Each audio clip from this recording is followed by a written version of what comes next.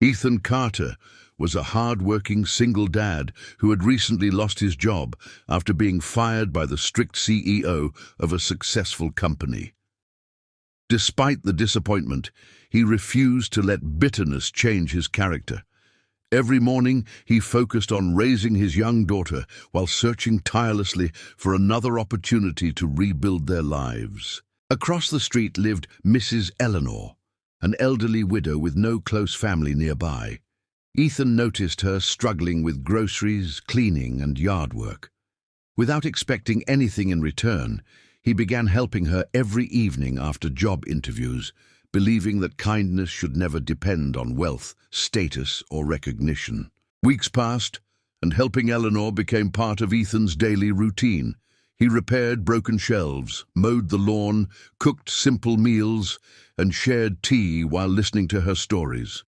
His daughter happily joined him, bringing laughter into the lonely house and making Eleanor feel like she had family again. Meanwhile, Ethan continued facing rejection after rejection.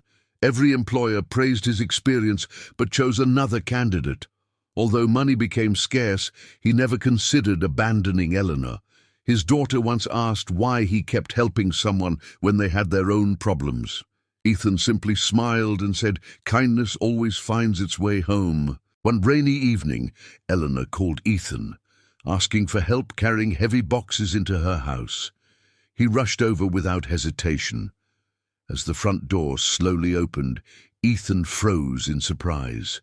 Standing beside Eleanor was Victoria Hayes, the powerful female CEO who had fired him without giving him a fair chance. Victoria looked equally shocked. She had come to visit her beloved grandmother after months of traveling for business.